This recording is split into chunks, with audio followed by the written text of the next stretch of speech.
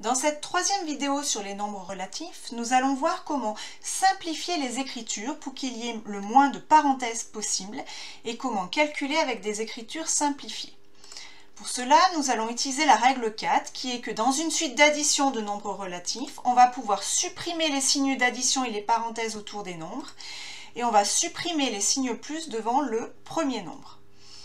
Donc, autrement dit, si j'ai plus moins 3, je vais pouvoir supprimer le signe d'addition, donc ce qui est en rouge, et supprimer la parenthèse qui va me laisser moins 3.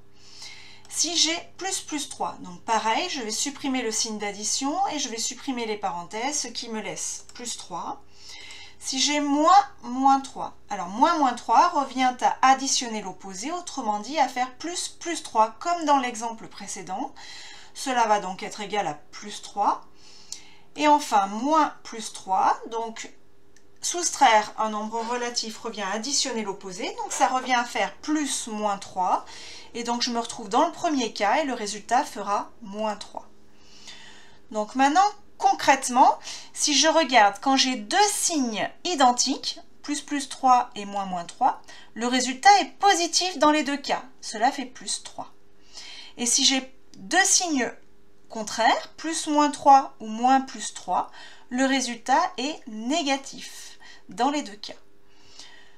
Donc concrètement, si je veux simplifier les écritures dans l'exemple suivant, j'ai grand F qui est égal à plus 6, plus moins 7, plus moins 3,5, plus 9,2. Je vais donc pouvoir utiliser la règle 4, autrement dit, je vais enlever les signes d'addition et enlever les parenthèses.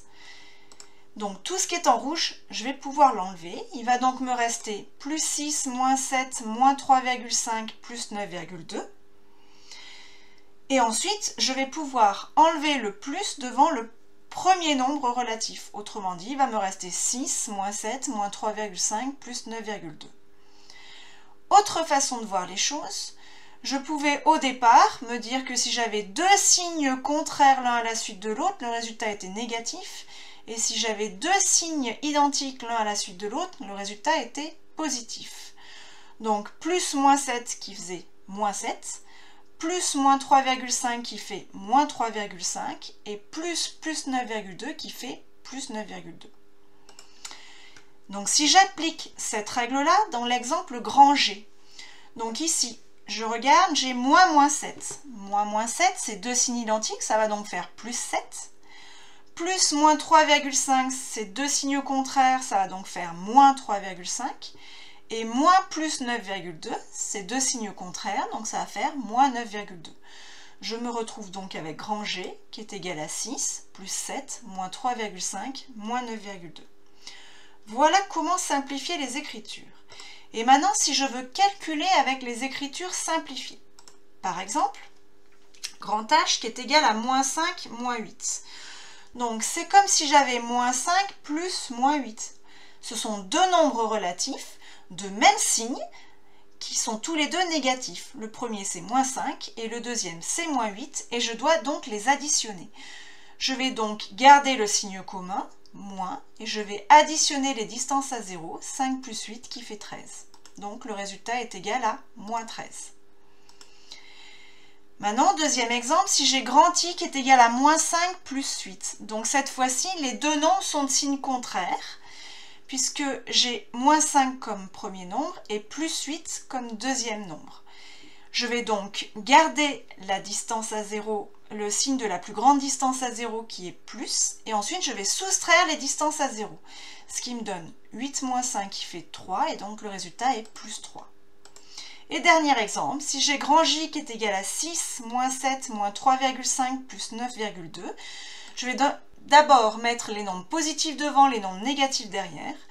Donc en premier, 6 plus 9,2, et enfin moins 7, moins 3,5, puisque je rappelle que dans une addition, je peux changer l'ordre des termes.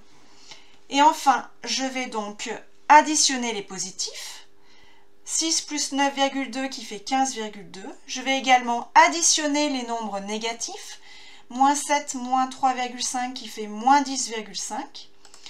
Et enfin, je vais donc faire ma soustraction. 15,2 moins 10,5 qui fait 4,7. Dernière partie de cette vidéo. Comment calculer la distance entre deux points sur une droite graduée? Donc, propriété. Je vais utiliser donc la propriété suivante qui est que la distance entre deux points sur une droite graduée est égale à la différence entre la plus grande abscisse et la plus petite abscisse. Donc par exemple, ici, si je veux calculer la longueur AB, donc je vais faire la plus grande abscisse, celle de A, moins la plus petite abscisse, c'est-à-dire celle de B. L'abscisse de A, c'est plus 5, l'abscisse de B, c'est moins 7. Je vais donc faire plus 5 moins 7, ce qui revient à faire plus 5 plus 7, qui fait 12.